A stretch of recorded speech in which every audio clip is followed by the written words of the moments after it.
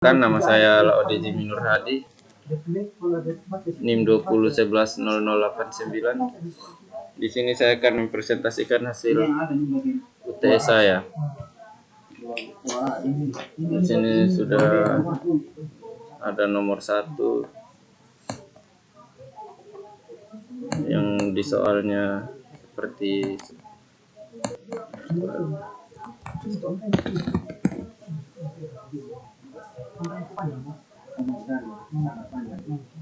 pada soal yang tertera di layar, dan saya sudah masukkan ke Excel.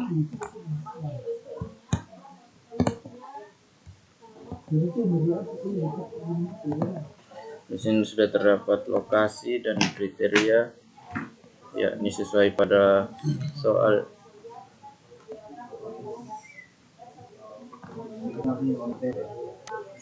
Semuanya sesuai pada soal dengan lokasi dan kriterianya.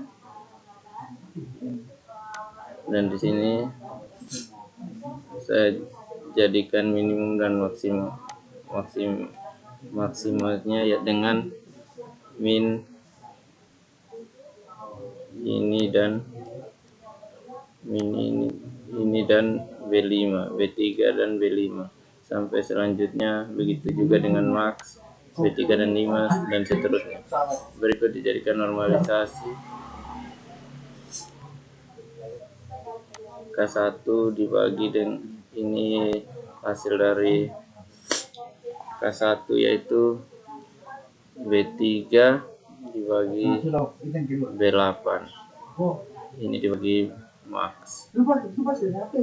Seterusnya semuanya masih sama seperti itu, dan ini W nilai bobot. Mungkin terdapat 0,4. Seterusnya K1 nya yaitu B15 dikali B11, yaitu ini K1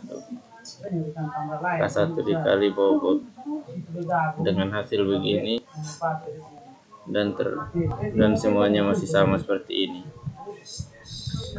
Kita masuk pada perhitungan Bitcam-nya. Ini sudah saya running dan saya akan running ulang. Ini hasil script yang telah saya masukkan.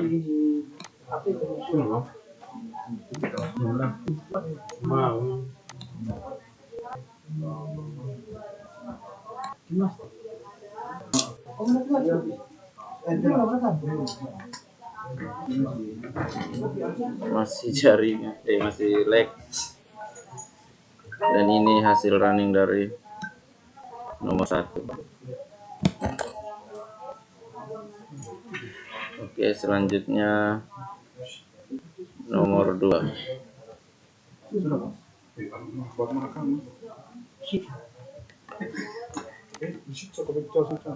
Ini tampilan soal untuk nomor 2.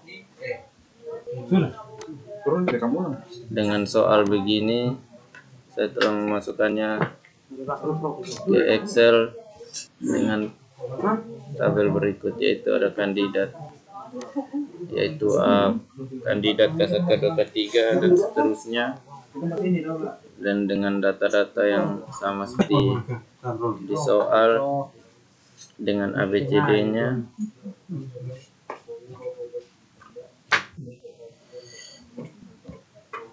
Di sini saya hitung bobot dari K1 dan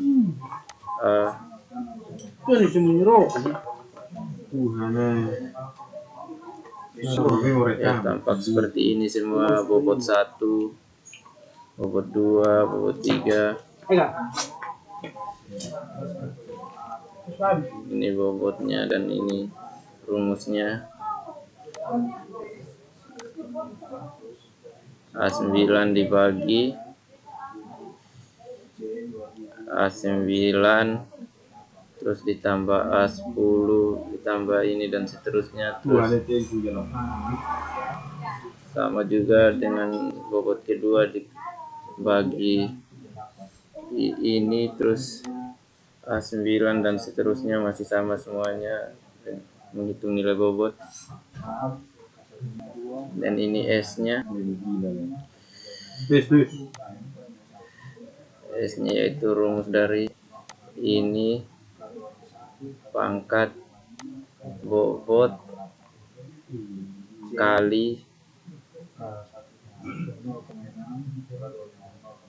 7 kali pangkat 0,25 dikali 8 pangkat 20 terus kali 9 dikali 15 pangkat 15 terus dikali 2 pangkat 0,10. Dengan hasil ini dan seterusnya masih sama, dan ini nilai vektornya V dengan rumus F8 yaitu ini F8 dibagi ini ditambah ini ditambah ini dan hasilnya seperti ini. Dan vektor keduanya yaitu F9 dibagi F8 F9 F10 F11 dan vektor 3 juga masih sama, F10 dibagi ini dan vektor 4 juga sama, ini dibagi ini. Kita masuk ke Picam-nya. Setelah memasukkan script pada yang tampil di sini, dan saya akan mencoba running dia. Dan ini hasil running dari nomor 2. Selanjutnya kita akan masuk ke nomor 3.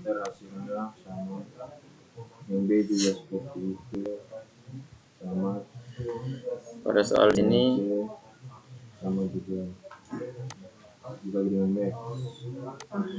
Kita lanjut pada dengan soal ini saya telah memasukkan data pada Excel seperti ini. C1, C2, C3 nya saya telah memasukkan begini, dan saya jumlahkan dengan dan saya sum, yaitu ini C1 sampai C4, dan selanjutnya sama C2 juga sama, C3 juga sama di sum, dan C4 juga sama di sum. Normalisasinya yaitu ini C1 dibagi ini jumlahnya pakai dolar. Begitu juga ini sama C2 dibagi dengan ini pakai dolar, sama ini juga, dan C2 juga yaitu C2 ini dibagi ini pakai dolar, dan begini hasilnya semuanya sama. Dan begitu juga dengan C3, C4, dan ini bobot normalisasinya yaitu sum ini sampai ke ini, dan hasilnya ini. Begitu juga bawahnya sum ini sampai ke ini, sama juga yang ini. Dan sekarang agent value sum ini dari sini sampai ke ini juga dibagi 4. Begitu juga ini sini sum ini sampai ke sini dibagi 4, sama seterusnya juga yang ketiga sum ini sampai ke sini terus dibagi 4. Ini juga masih sama. Dan sekarang agent vector yaitu Oke, nomor satunya ini alternatif adalah alternatif sama dengan 0,95. Kemudian kita lanjut pada ini nomor dikali ini, nomor 2. terus ditambah K1, K2, K3, K4, K5, KBCD. Angkanya ada 7, 5, 10, 14, ini 7, 8, 6, 9, dikali 8, 7, 8, ini 7, 8, 8, ditambah ini dikali ini, terus ditambah ini dikali ini, dan hasilnya ini begitu juga seterusnya. Ini masih sama, C2 kali ini kali ini kali ini masih sama semuanya, dan seterusnya, dan hasil dan nilai T nya ini dibagi ini dibagi ini terus tambah ini bagi ini tambah ini bagi ini, dan hasilnya ini. Terus nilai DCI nya yaitu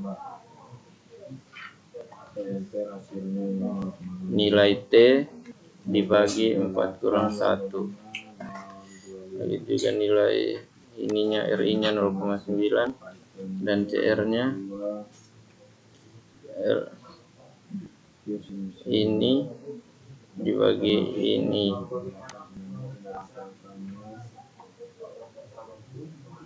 48 dibagi 4, ini dibagi ini, dan ini hasilnya yaitu inkonsisten. Kita coba running pada gamenya. Di sini saya telah masukkan scriptnya. Di sini saya akan coba running.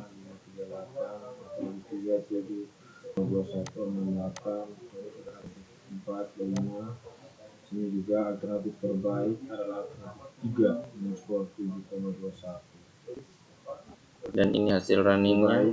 Kita lanjut dan selanjutnya nomor 3.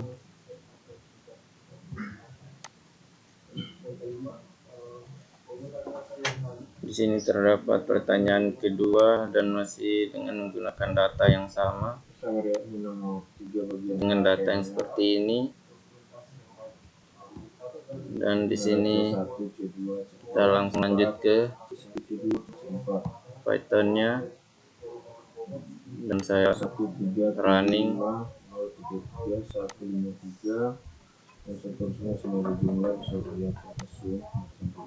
Dan ini hasilnya. Selanjutnya pada soal pertanyaan 3, jelaskan bagaimana metode AHP dapat diintegrasikan dalam DSS. Metode analisis hierarki proses dapat diintegrasikan ke dalam sistem pendukung keputusan DSS untuk membuat proses pengambilan keputusan menjadi lebih sistematis dan terstruktur. Berikut adalah langkah-langkah umum untuk mengintegrasi AHP ke dalam DSS. Identifikasi masalah keputusan, pembentukan hierarki, pengumpulan data, penilaian bobot, perhitungan skor, sensitivitas dan analisis, visualisasi hasil, pemilihan alternatif, pelacakan dan evaluasi. Terus yang 3B, apa kelebihan dan kekurangan menggunakan AHP dalam konteks DSS dan bagaimana kekurangan tersebut bisa diminimalisir. Kelebihan AHP dalam DSS: yang pertama, struktur matriks AHP membantu dalam merinci hierarki kriteria dan alternatif sehingga pengambilan keputusan dapat memahami elemen-elemen yang mempengaruhi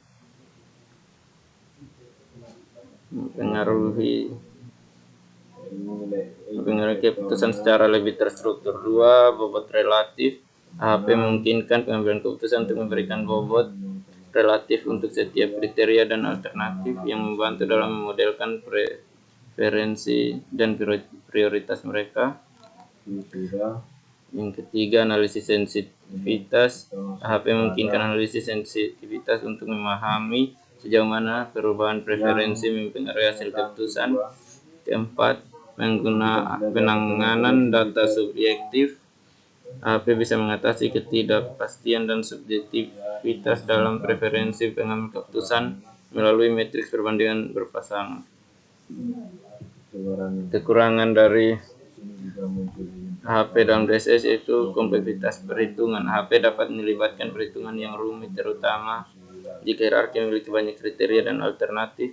Ini bisa menjadi sulit bagi pengambil keputusan yang kurang berpengalaman. Yang kedua, konsistensi preferensi.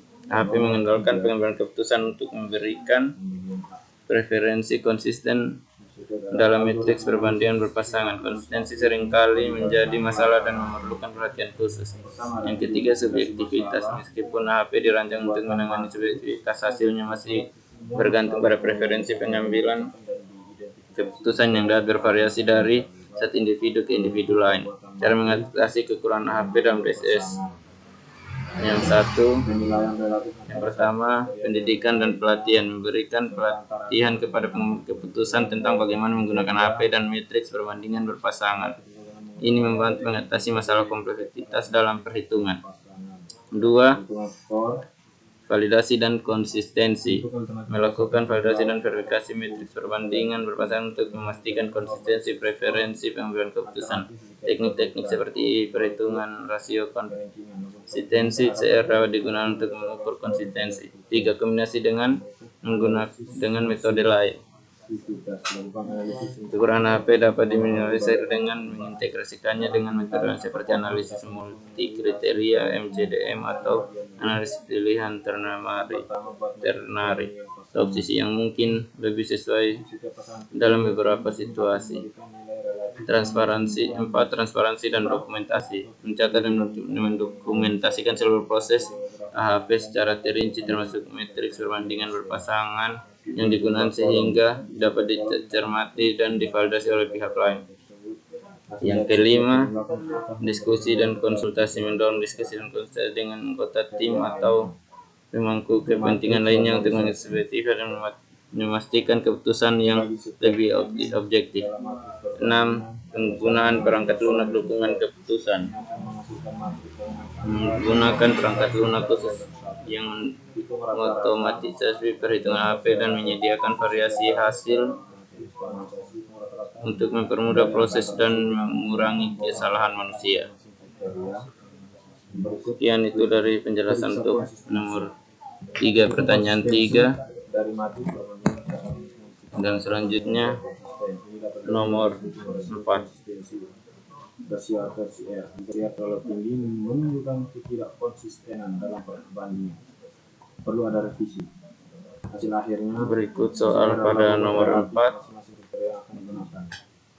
Dalam analisis selanjutnya. Itu terlihat 3 bagian B. Di sini saya sudah masukkan pada data-data yang ada pada nomor 4. Saya sudah masukkan ke Excel sesuai soal yang tertera pada nomor 4, yaitu harga, kualitas, keandalan pengiriman, reputasi vendor, fleksibilitas pesanan. Ini Excel dari semuanya.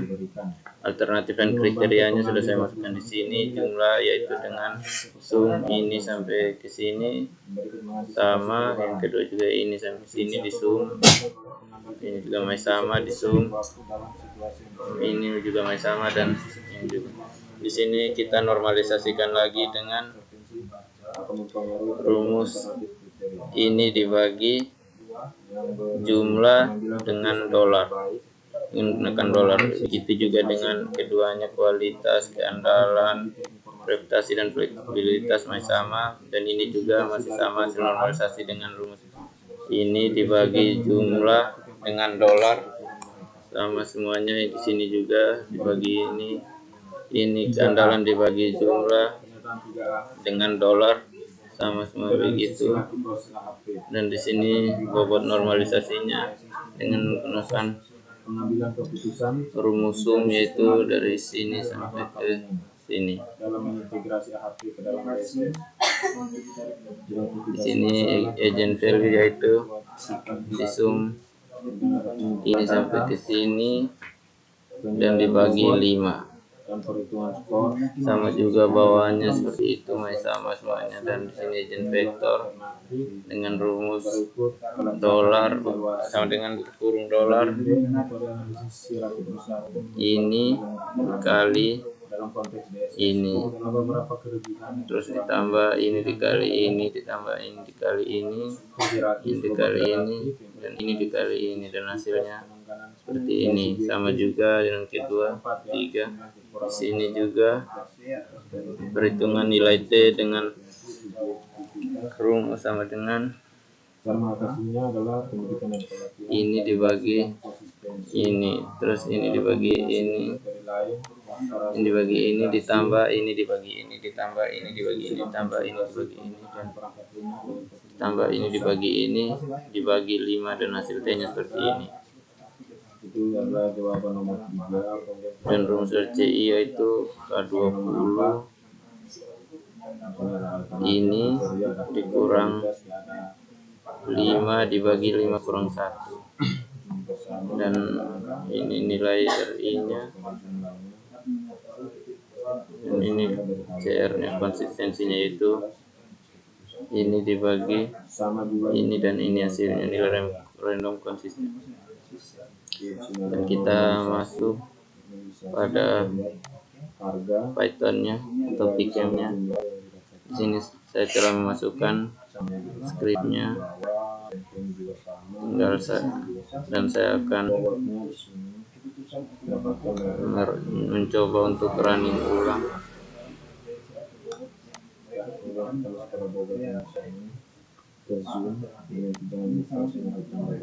Dan saya telah running, dan ini adalah hasil dari yang saya running.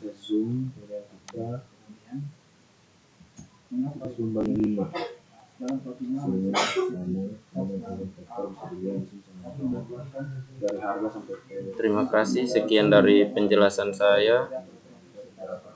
Terima kasih, sekian dari penjelasan saya. Sekian.